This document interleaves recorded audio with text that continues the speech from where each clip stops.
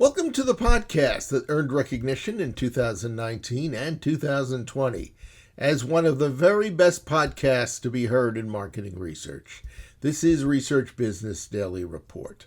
We want to thank you for watching this edition and ask that you consider lending your support for this Research News video series. We'll tell you how you can do that at the end of today's report. I'm Bob Lederer, now in my 26th year as the respected voice in market research. I hope you'll recall that early this week we heard from advertising agency executive Brian Kroll about how advertisers in 2021 need to adjust to a cookie-free targeted advertising environment. Well, today we're staying on the same path as we bring in consultant Michelle Madansky, who's got more specific developments to talk about involving a cookie-free browser and how it has been refashioned to gather and analyze data.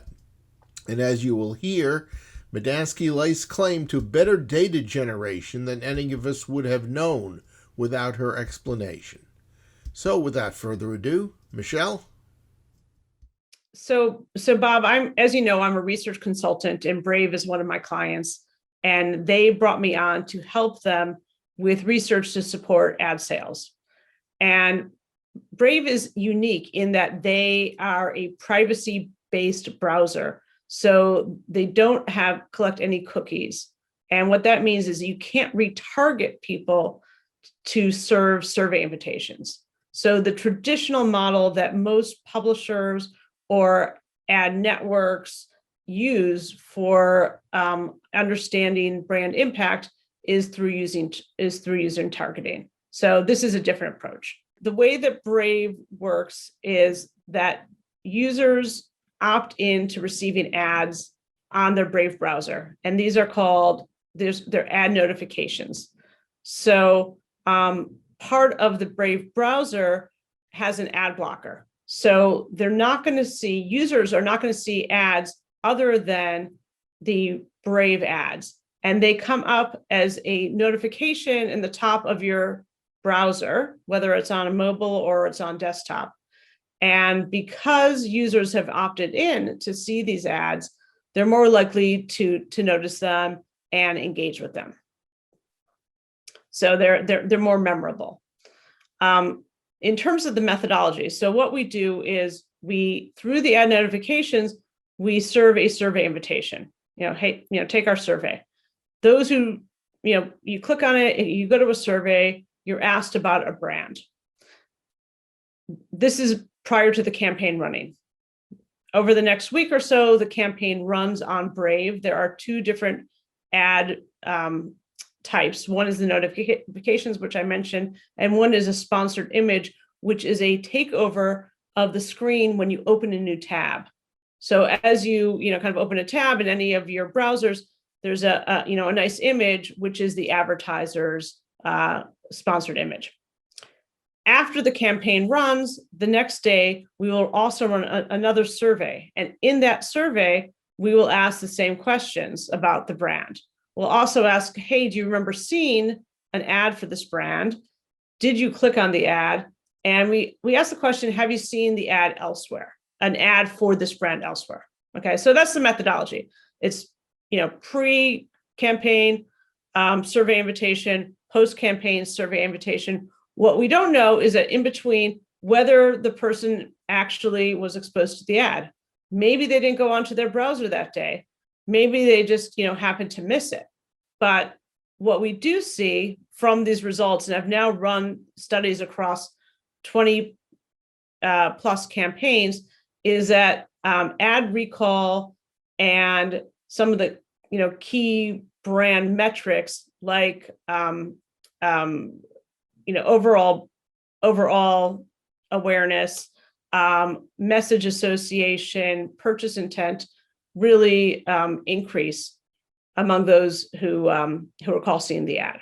Anyone who knows methodology should actually be more impressed by this research because it's not based on those people who necessarily saw the ad. So if anything, the results are conservative because it was based on those who had the opportunity to see the ad. The people who we want to influence are the marketers themselves. They want to see these increase in brand metrics. And I will say, having literally seen, thousands of brand lift studies over the years through all the different publishers I've worked with, these results are off the charts good. And the reason I believe they're so positive is that the ad experience on Brave is very different from the typical digital ad experience. Consumers are seeing too many ads across different platforms. They really dislike being retargeted. And, the whole notion of cookies and programmatic advertising is taking information that they can glean about you from previous activity, whether it's search activity, whether it's other browsing activity, and using that to inform future ads.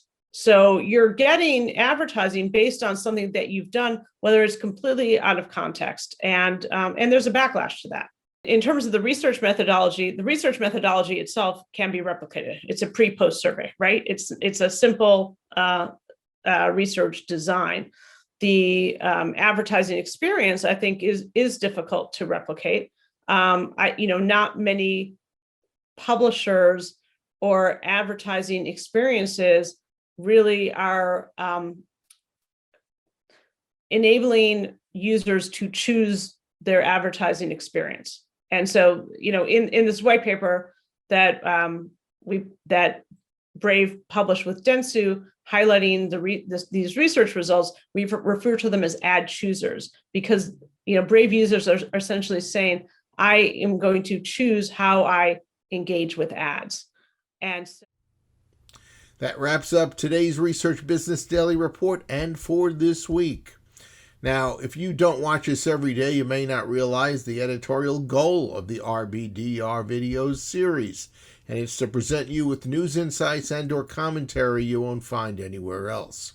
We've got no doubt that if you do follow us on any kind of a regular basis, your appreciation for what we are giving you is going to grow, and we hope that might just help you decide that you want to become an RBDR Patreon supporter, which we encourage everyone out there to think about. And you can actually execute it by visiting RBDR's exclusive crowdfunding platform at patreon.com/RBDR. We hope you have a good research day and that this week has been a profitable one. It's officially spring, so let's hope that the weekend follows suit. Now, next week, we'll be presenting some of our best RBDRs so far this year as we officially take the week off for Passover. And we'll be gearing up with fresh new RBDRs for you beginning Monday, April the 5th. Until then, we'll be looking for you to join us, and please stay safe.